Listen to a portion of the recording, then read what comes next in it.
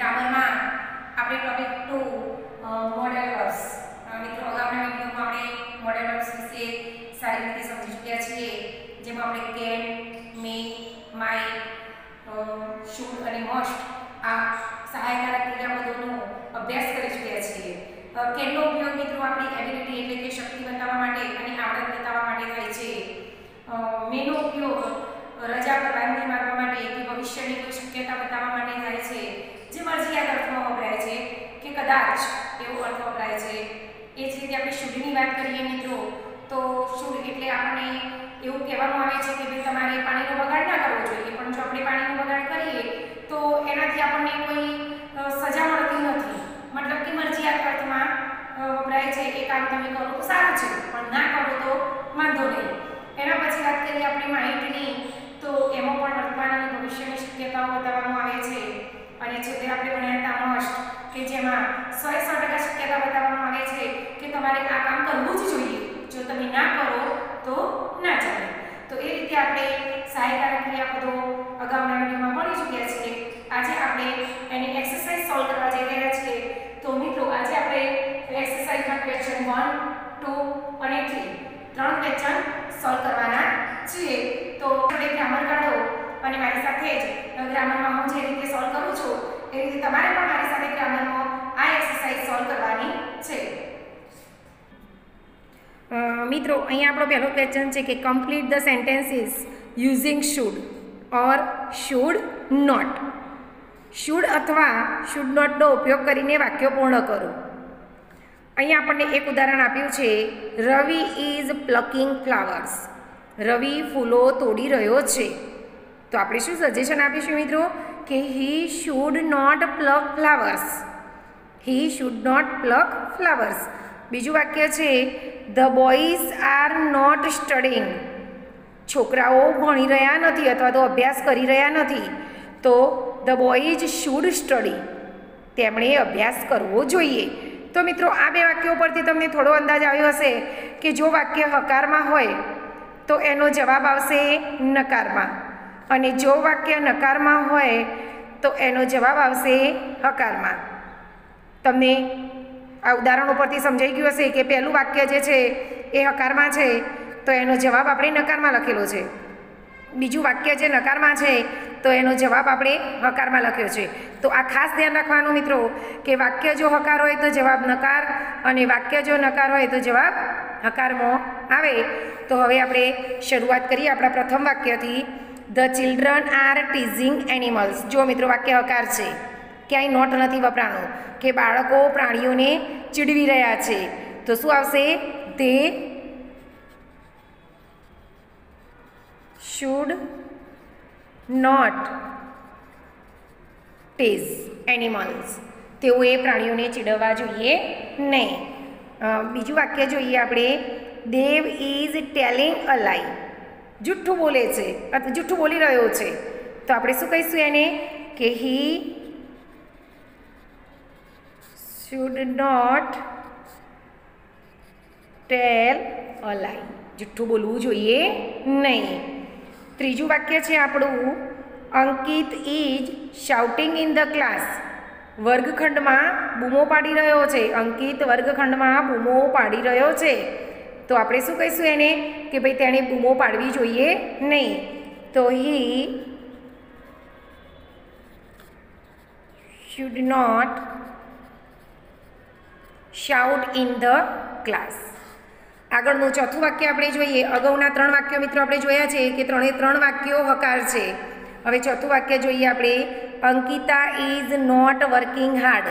સખત મહેનત કરી રહી નથી. વાક્ય નકાર છે તો જવાબ આપણે હકાર લખવો પડશે કે હી શુડ વર્ક હાર્ડ. તેણે સખત મહેનત કરવી જોઈએ. પાંચમું વાક્ય પણ નકાર છે, mister Das is not teaching the children properly. શ્રીમાન દાસ બાળકોને યોગ્ય રીતે શીખવી રહ્યા અથવા તો ભણાવી રહ્યા નથી. તો આપણે શું કહીશું કે ભાઈ એમને યોગ્ય રીતે ભણાવવું જોઈએ, એટલે કે બાળકોને સમજાય એ રીતે ભણાવવું જોઈએ. તો હી should teach the children he should teach the children properly. તેમણે યોગ્ય રીતે ભણાવવું જોઈએ. છઠ્ઠું વાક્ય છે મોહન ઇઝ નોટ સ્ટડિંગ વેલ. સારી રીતે અભ્યાસ કરી રહ્યો નથી. વાક્ય નકાર છે તો હી શુડ સ્ટડી વેલ. તેને સારો અભ્યાસ કરવો જોઈએ. The children R writing on the board. બાળકો બોર્ડ ઉપર લખી રહ્યા છે. તો મિત્રો ધે આપણે વાક્ય હકાર છે તો એનો જવાબ નકારમાં લખવો પડશે. તો they should not write on the blackboard. ચાલુ વર્તમાન કાળમાં મિત્રો આપણે ભણી ગયા છીએ કે જે ક્રિયાપદની અંતે ઈ આવતો હોય તો ઈ કાઢી અને આઈએનજી લગાવો. અહીંયા એ જ નિયમ લાગુ પડ્યો છે, પણ જ્યારે આપણે એનું મૂળ રૂપ લખતા હોઈએ ત્યારે ક્રિયાપદમાં આપણે ઈ મૂકવો પડે. આઠમું વાક્ય છે Abha is throwing bits of paper on the floor. કાગળના ટુકડા જમીન ઉપર નાખી રહી છે. તો આપણે શું કહીશું એને કે એણે નાખવા જોઈએ નહીં. તો C should not throw bits of paper on the floor. નવમું વાક્ય છે Mr Dixit is not completing his work. તેમનું કામ તે પૂરું કરી રહ્યા નથી. વાક્ય નકારમાં છે તો જવાબ આવશે કે he should complete his work. તેમણે તેમનું કામ પૂરું કરવું જોઈએ. 10મું વાક્ય છે Mohan is keeping the parrot in the cage. Mohan is keeping the parrot in the cage. પોપટને ભાઈ ક્યાં પૂર્યો છે એને? પાંજરામાં છે એમ. તો હી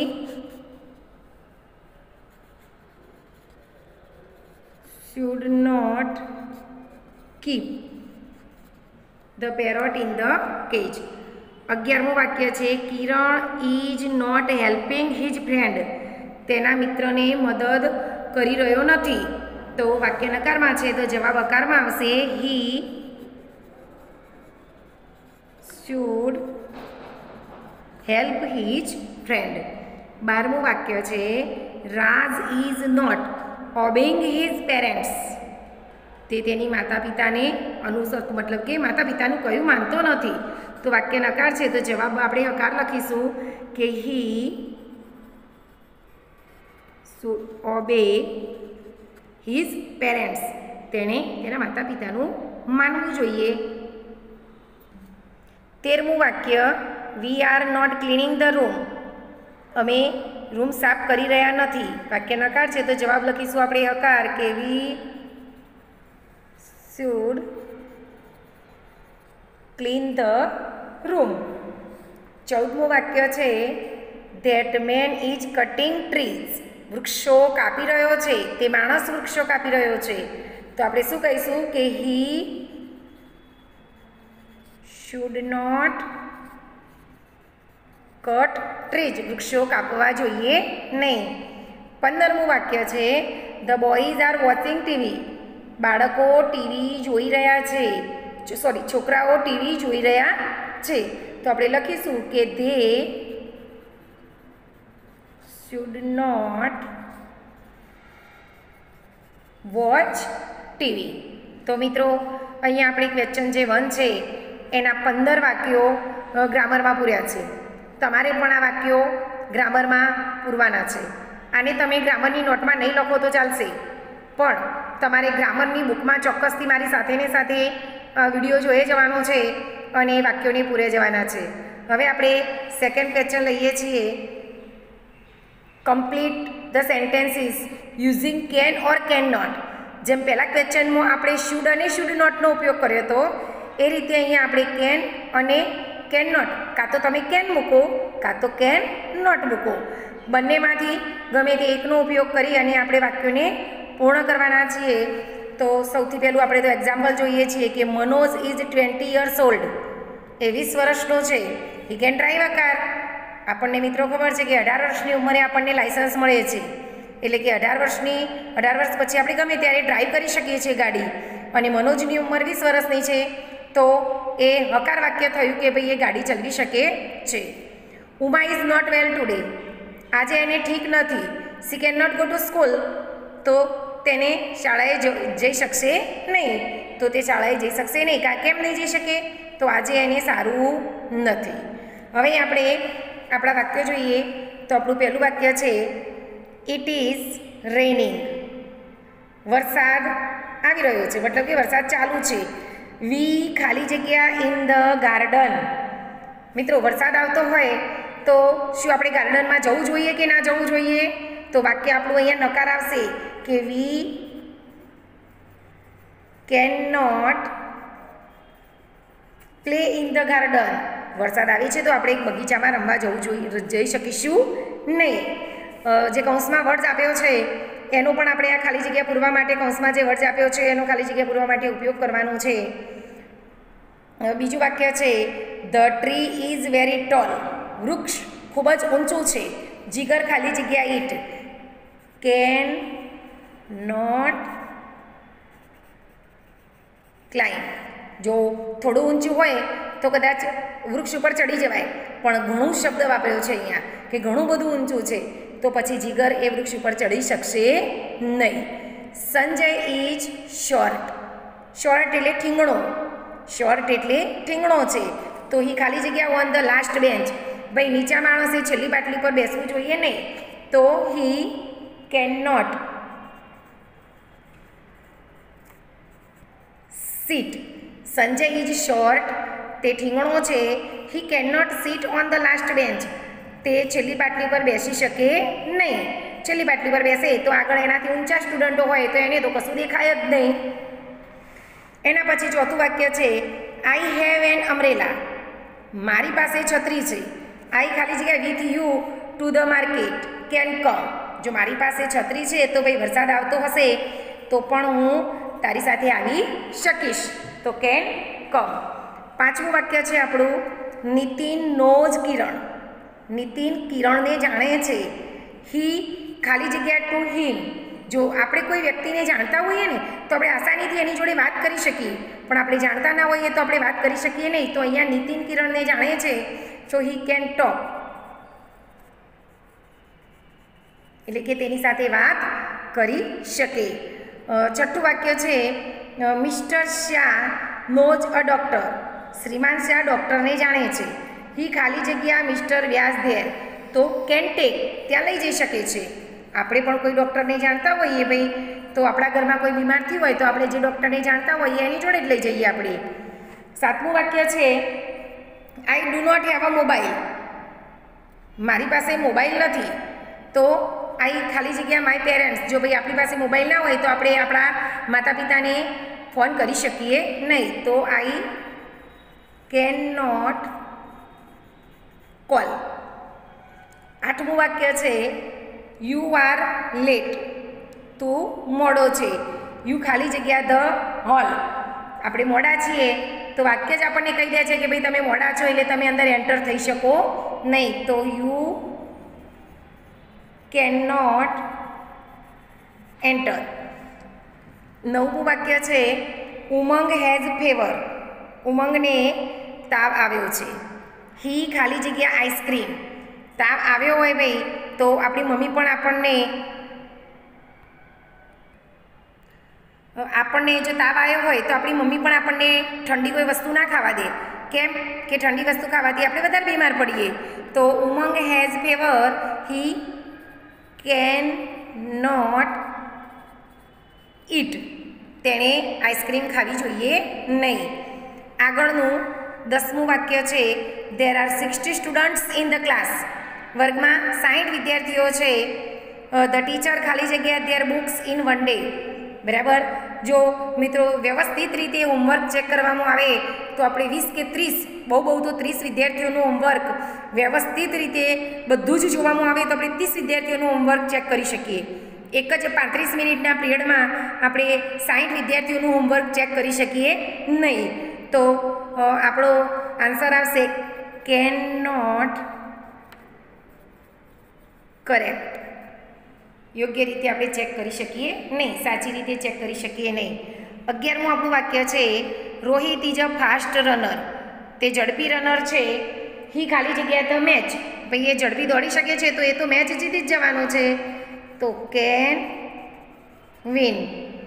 12મું વાક્ય છે આપણું આકાશ nose English.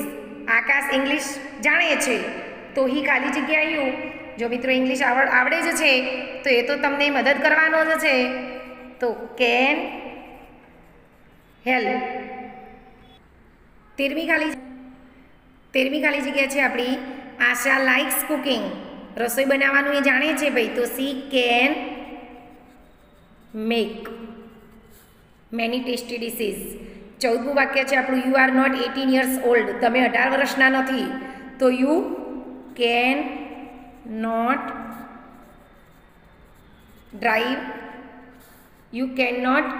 Drive a car. મિત્રો અહીંયા ડ્રાઈવ આપણને લખીને આપેલું છે, થોડું ધ્યાન લેજો, એટલે 2 વાર ના લખાય. યુ કેન નોટ ખાલી કેન નોટ લખશો તો પણ ચાલશે, ડ્રાઈવ તમને લખીને જ આપેલું છે. 15મું વાક્ય છે આપણું કેતન ઇઝ ક્લેવર. કેતન હોશિયાર છે. હી ખાલી જગ્યા ધીસ પ્રોબ્લેમ. એ હોશિયાર છે તો એ આ સમસ્યાને સોલ્વ કરી શકશે, તો કેન સોલ્વ. તો અહીંયા મિત્રો આપણો ક્વેશ્ચન 2 પૂરો થાય છે. આને પણ તમારે ગ્રામરની બુકમાં જ લખવાનો છે, નોટબુકમાં લખવાનો નથી. હવે આપણે question 3, complete the sentences using May or might. જુઓ મિત્રો, મે અને માઇટ બેમાંથી કોઈ એકનો જ ઉપયોગ કરી અને તમારે વાક્યો પૂરા કરવાના છે. તો આપણે સૌથી પહેલાં એક્ઝામ્પલ જોઈએ કે Jigar said I have got a leave note from my parents. Deep said the principal may allow you to go on leave. કદાચ તને પ્રિન્સિપાલ સાહેબ રજા આપી શકે. બીજું ઉદાહરણ છે Ali said I am driving as fast as I can. Pujan said then we might reach on time. તું જો ધારે એવું જો ડ્રાઇવિંગ કરી શકતો હોય તો પૂજન શું કહે છે કે તો આપણે સમયે પહોંચી શકીએ. હવે આપણું પહેલું વાક્ય છે Ketan said my name is there in the merit list. મારું નામ મેરિટ લિસ્ટમાં છે. તો ભાઈ કાલે પણ આપણે જ્યારે સમજાવતા હતા ત્યારે આપણે આ વાક્યની થોડી ચર્ચા કરી હતી કે જો આપણું નામ મેરિટ લિસ્ટમાં છે, ફર્સ્ટ નથી, મેરિટ લિસ્ટમાં ફર્સ્ટ નથી આપણે, તો વિના said you might gate admission. તો કદાચ તને એડમિશન મળી શકે છે. બીજું વાક્ય છે આપણું Archana said Sumit is not well today. સુમિતને આજે સારું નથી, અને સારું ના હોય તો ભાઈ એને શું કરવું જોઈએ? સંજય સેઇડ હિઝ ફાધર ખાલી જગ્યા him to the doctor in the evening. જુઓ, એક અંદાજ મારે છે કે ભાઈ એને સારું નથી તો કદાચ એના પિતા એને સાંજે દવાખાને લઈ જાય, તો મે ટેક. ત્રીજું વાક્ય છે આપણું Anita said what are your plans for Sunday. રવિવારે તમારો પ્લાન શું છે? આ વાક્ય આપણે જોઈ ગયા હતા આવું એક કાલે ઉદાહરણમાં. તો રવિવારની વાત કરે છે તો મિત્રો રવિવારે તો શક્યતા ઓછી હોય, કારણ કે આપણે એક્ઝેક્ટ ના કહી શકીએ કે આપણો પ્લાન શું છે. તો ભૂમા સેઇડ આઈ ખાલી જગ્યા મૂવી વોચ. તો may watch movie. Harsh said I forgot to do my homework. હું મારું ગૃહ કાર્ય કરવાનું ભૂલી ગયો છું. તો ભાઈ આવું વાક્ય પણ આપણે કાલે જોયું હતું કે કદાચ શિક્ષક તને સજા કરે અને ના પણ કરે તો માઇટ પનિશ. પાંચમું વાક્ય છે Yash said today is Manish birthday. આજે મનીષનો જન્મદિવસ છે. Nita said then his mother ખાલી જગ્યા હિઝ ફેવરાઇટ ડિશીસ. હવે ભાઈ આજે એનો જન્મદિવસ છે તો સ્વાભાવિક છે કે મમ્મી સારી ડિશીસ બનાવે, બરાબર છે, પણ કદાચ ના પણ બનાવે, કોઈ એવી પ્રોબ્લેમ આવી ગઈ હોય તો ના પણ બનાવે, તો માઇટ કુક.